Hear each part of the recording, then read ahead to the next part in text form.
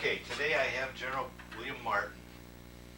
He interviewed here. It's March 31st, March 31st, year 2001, and we're going to be asking him a few questions about his background, military background, because he has an interesting career and he's really a fixture here at the Palm Springs Air Museum, working specifically with the B-29. General Martin, The B-17. did I say 29? Yeah. I'm sorry, I'm glad you corrected me. General Martin, if you could start us out by telling us a little bit about your background, family background, perhaps grandparents, where they came from and where you lived. Okay, John, I'd be delighted to, but first of all, I want to be sure that everyone understands that my memory is not as good as it should be. I'm 85 years old, going on 86, and things get a little foggy at times. I was born in Washington, D.C. in 1915. My father was a secretary to the senator from North Carolina, Senator Overman, and we lived in the shadow of the Capitol. My father died when I was 4 years old, and I was shipped off to my uncles in North Carolina, Warrenton, North Carolina, where I lived for 4 years.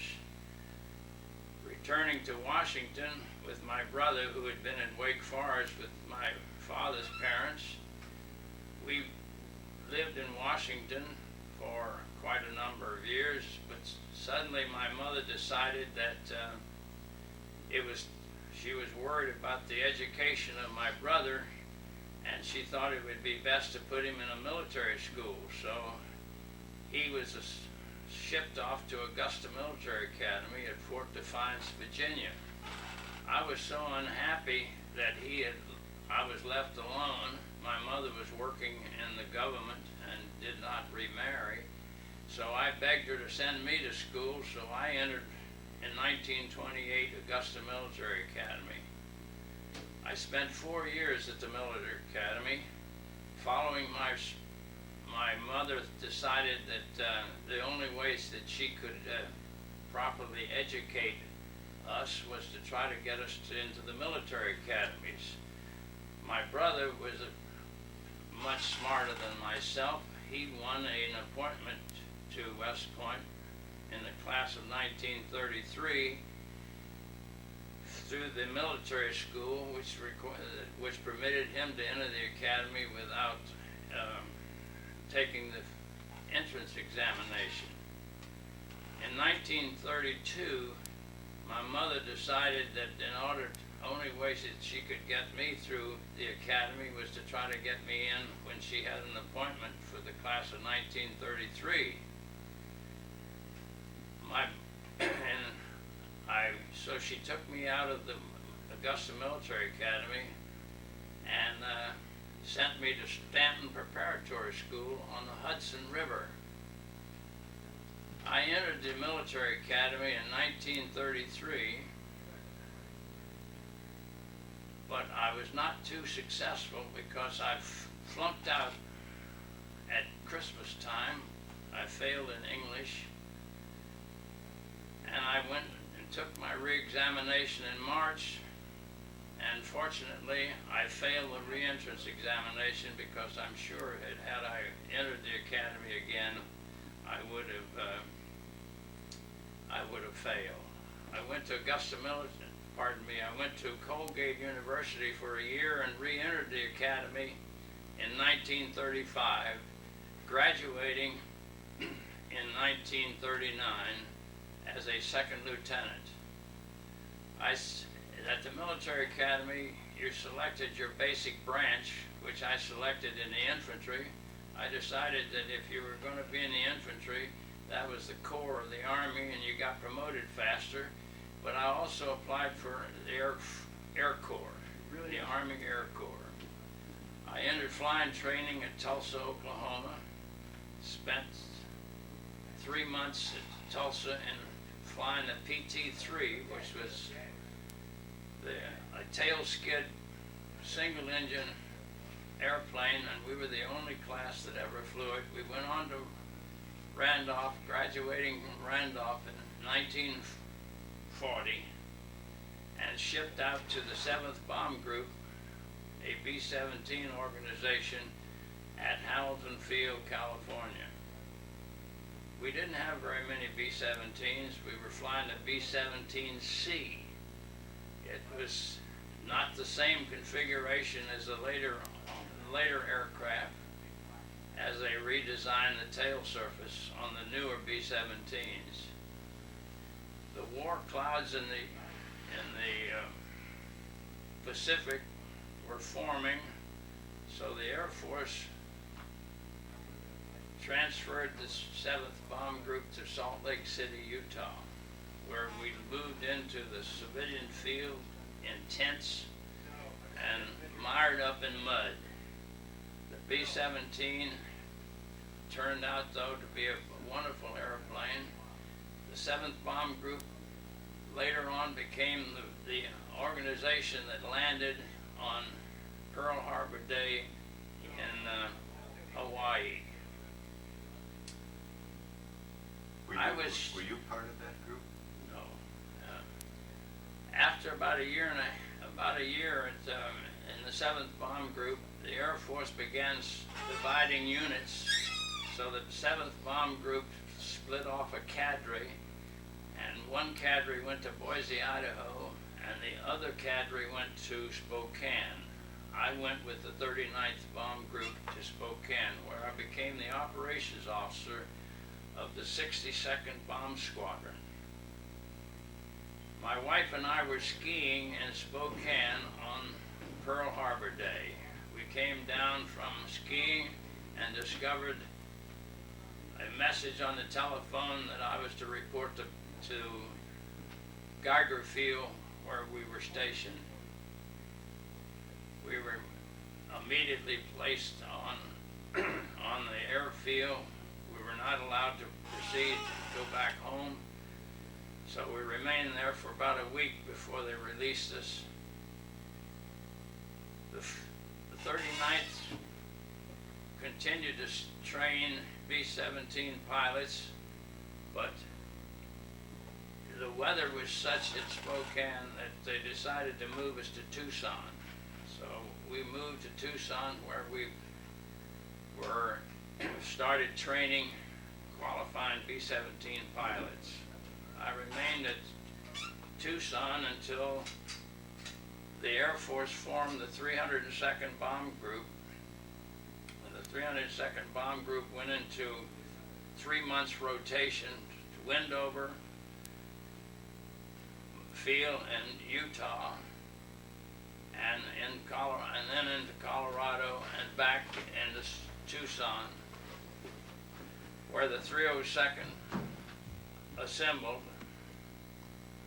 My commander, Joe Nazaro, who later became General J.J. Nazaro and commander of the Strategic Air Command, was pulled out and became to form a bomb group to be trained to go to England.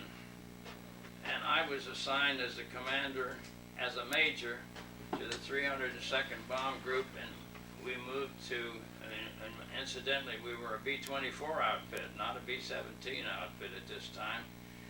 We were shipped to Clovis, New Mexico, where I started training the first phase, or really qualifying or checking out crews on the B-24. About 10 months later, I was promoted to lieutenant colonel. I was a major at the time. In November 1943, the Air Force decided that I better get into the war, so I was shipped to England. And fortunately, because of my B-17 training, I was assigned to the 8th Air Force, 3rd Air Division, B-17, and I was assigned to as the operations officer of the 4th Combat Wing.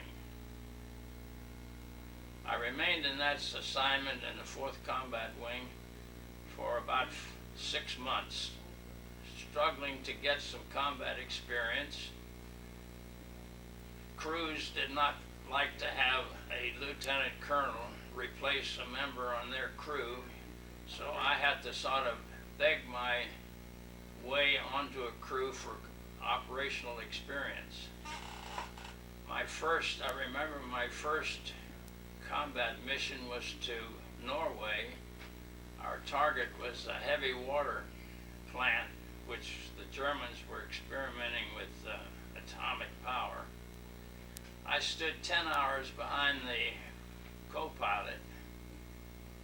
We never saw the target, and we landed back with full bomb loads in England.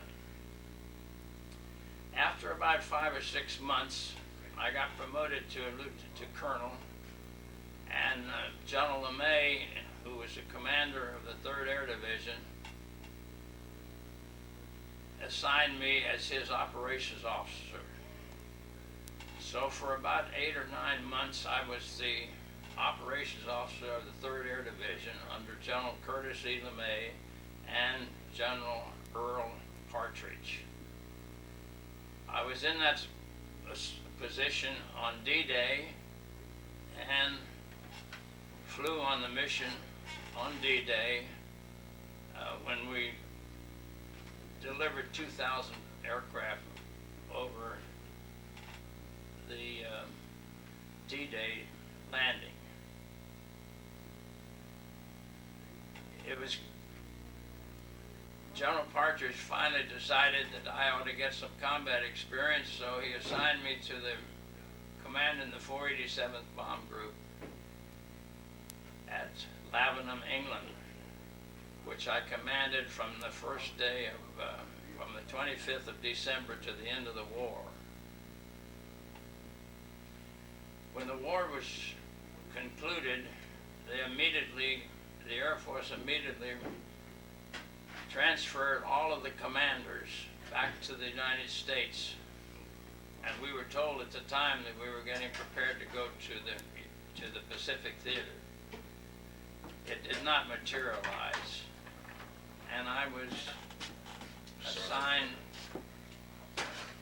was assigned to Washington, D.C. No, correction, went to assigned to command a outfit at Pueblo, Colorado, which had P-63 aircraft that were being used as target vehicles for fighters. They were using frangible bullets in the fighters, and they were striking on the P-63 and being recorded as to the accuracy of the fighter pilots.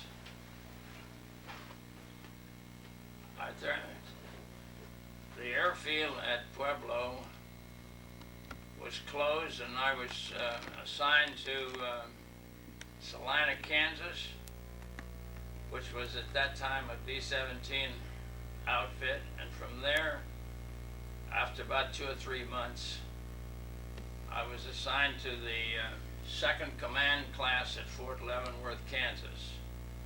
In the meantime, I've forgotten to talk about my family. I had married my lovely wife back in 1940 from Ogden, Utah, and at that time we had only one child. The second boy was born when we were at Fort Leavenworth. After 4 months at Fort Leavenworth, I was shipped to Washington, D.C., where I was assigned to the War Department General Staff. My first action paper was the decision on what to do with the horse in the Army. The paper was about 6 inches tall. No one wanted to handle the paper. It was assigned to an Air Force officer. All the cavalry wanted the horses for polo playing, and the horse no longer had any use in the Army, so no one would sign off on it. So finally, I decided the only way to handle the paper was to take it to General Eisenhower. So I got an appointment, fortunately, who was then Chief of Staff of the Army. I proceeded into his office with my stack of paper about 6 inches tall, and I said, "General, this paper has been given to an Air Force officer, and it's a very critical paper as to what's the decision to do with the horse." He said, "Son, get rid of the horse." So I was responsible for eliminating the horse in the U.S. Cavalry. After 3 years in Washington, I went to the Air War College, spent a year at the Air War College at Maxwell Field, Alabama. And from there, I was assigned back into the bombing business to Walker Air Force Base, Roswell, New Mexico, where I became the commander of the 6th Bomb Wing. The 6th Bomb Wing at that time had B-29s. In the process, we converted to B-36s. I flew the B-36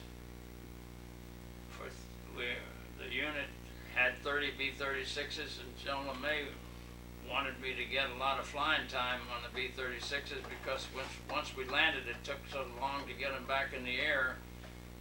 We would take off and say, "Don't land until you run out of gas."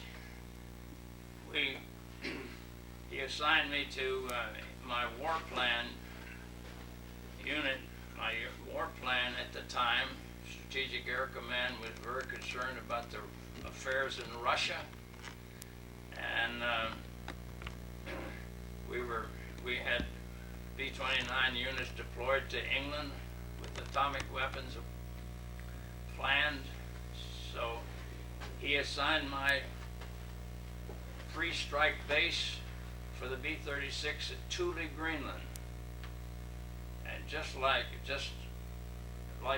everyone thought of General LeMay, he did things on the tough sides of issues. He would always rotate me to Thule, Greenland in February, not in July, when the temperature was 30 below zero. We would exercise a unit out of Thule.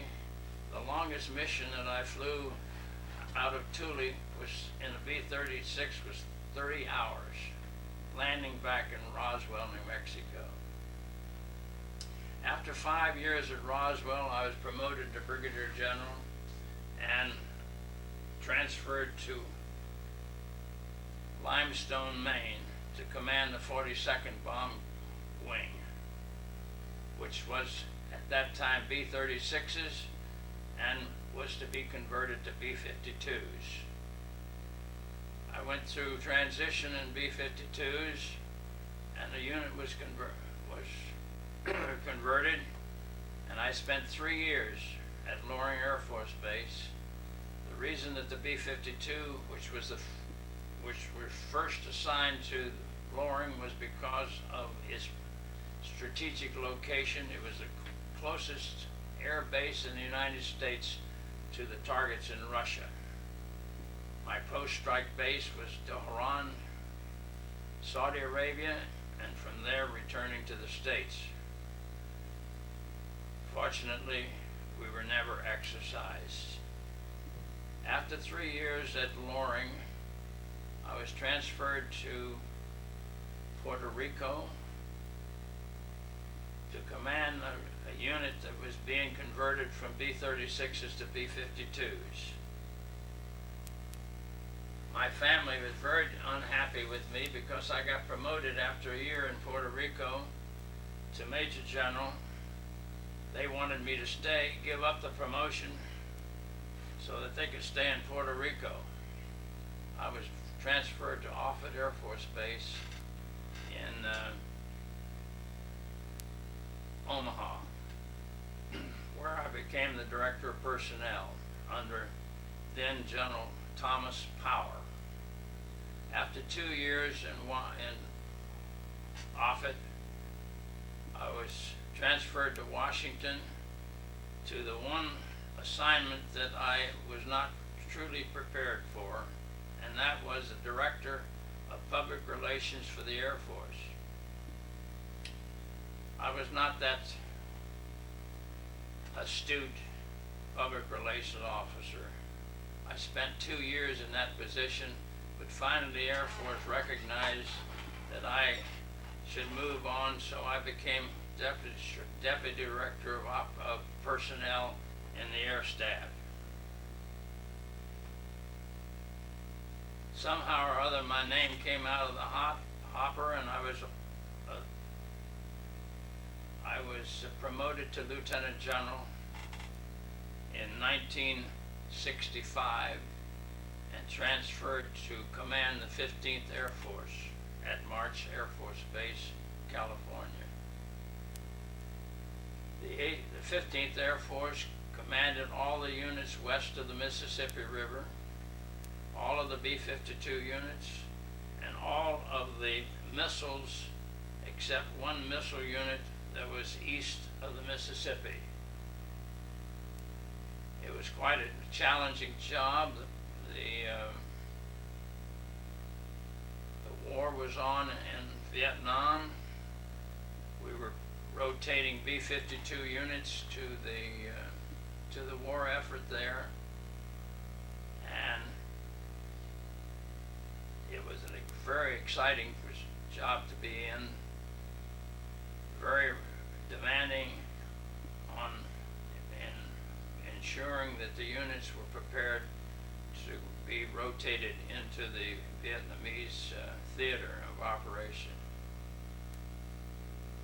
In 1968, after 3 years commanding the 15th Air Force,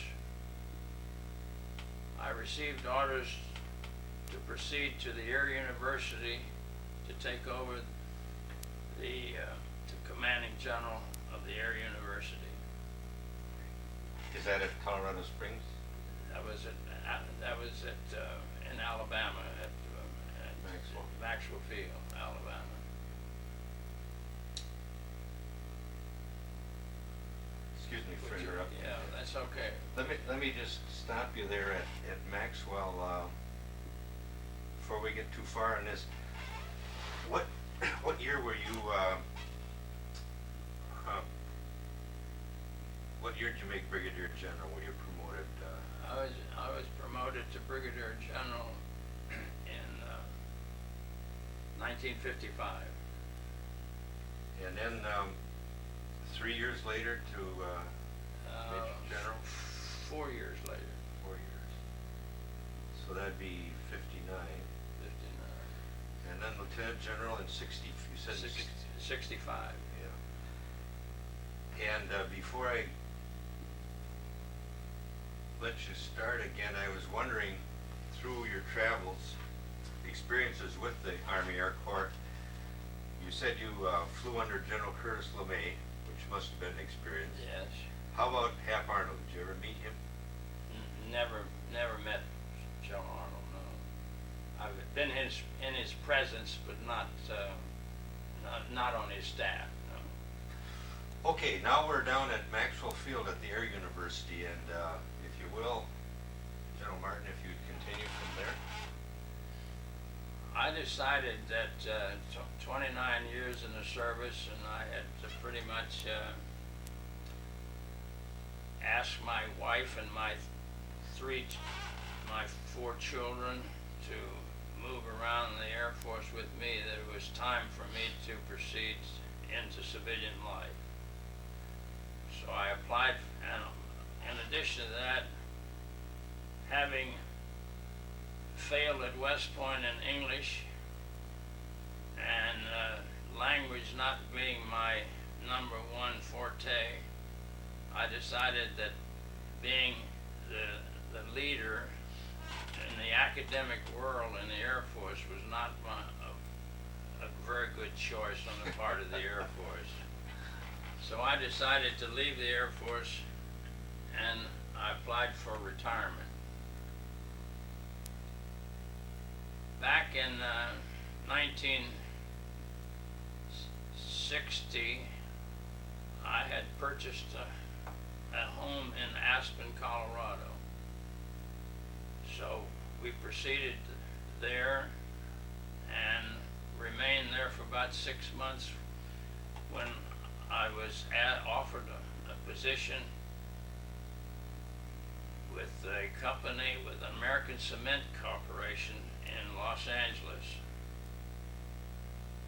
I had been previously offered a position as a technical representative by General Dynamics to go to Belgium, but I anticipated at that time that the industry would use me for a couple of years and then I would be looking for another position, so I decided not to go with them and I would go with American Cement.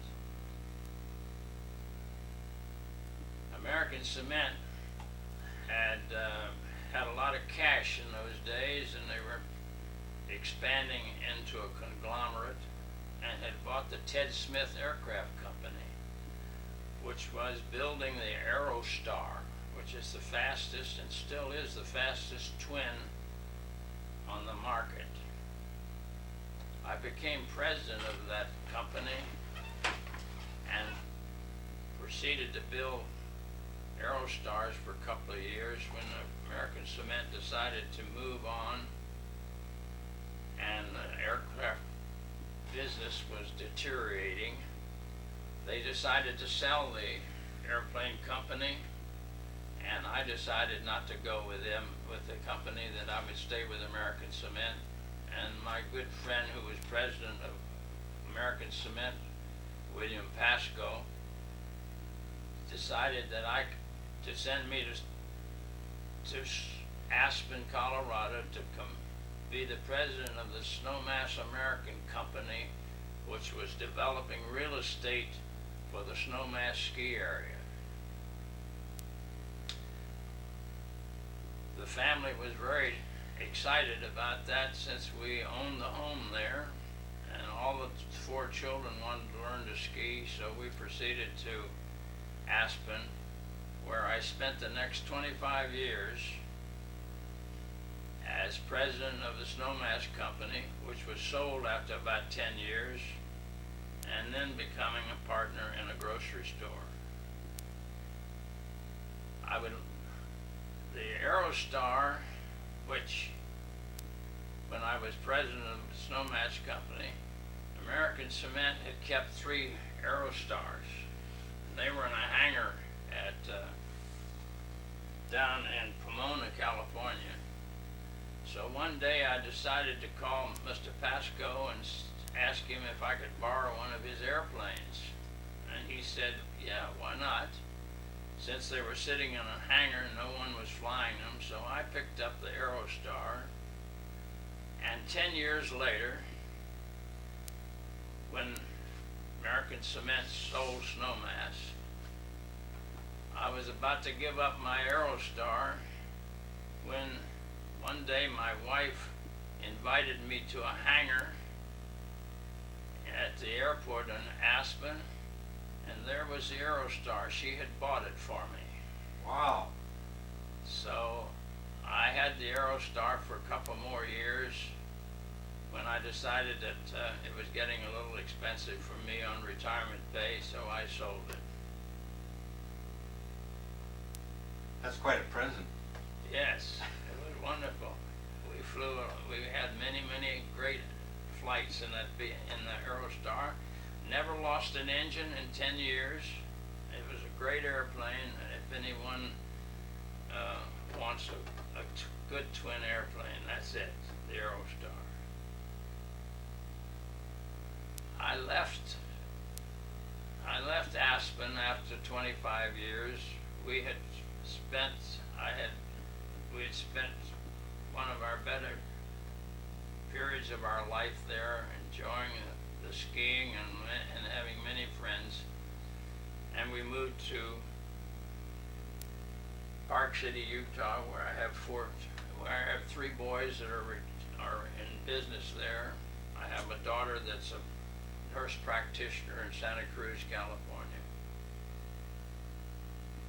We also decided that we would get a place in the sunshine, so we went to Scottsdale. And we spent 3 years at Scottsdale. We didn't like it. We came over to Palm Springs one day, and my wife suggested that we, on our way back to Scottsdale, that we go by Rancho Mirage Country Club to look at property. We did. We bought a condominium, sold in Scottsdale, and moved over here, and we've been very happy ever since. We still own a home in Utah where we spend about 6 months. The rest of the time we're here in Palm Springs and enjoying life, and particularly I'm enjoying being a part of this great museum. Well, thank you very much. This was so interesting to me that I didn't keep up taking notes here very much, but Well, when I thought maybe you would break in and ask some questions, but I had to keep on talking. Yeah. When you said question about your memory, I tell you, you have tremendous recall. And some of the questions I was going to ask, you answered the question where you were on December 7th, and then you took me through your whole military service, and post-war you took me through that, so there really wasn't much that was left out. And you were a little modest about some of these things. I think I don't think there are very many people, at least that I know of, that made Lieutenant General in essentially a peacetime role, except with the Korean War and the Vietnam War. So you had to be doing something right. Well, I was very fortunate. Well. You know, if a lot of success in life is earned, and a lot of it has a little luck going with it. And I just happened to be at the right place at the right time. And I enjoyed this military service. It was very good to me. Of course, there were times when I would get discouraged, and I would think about getting out of the service and resigning, but I'd get promoted about that time, so I have to change my mind. Well, General Martin, thank you very much. This has Okay. been most interesting. Okay, John, I'm glad to cooperate.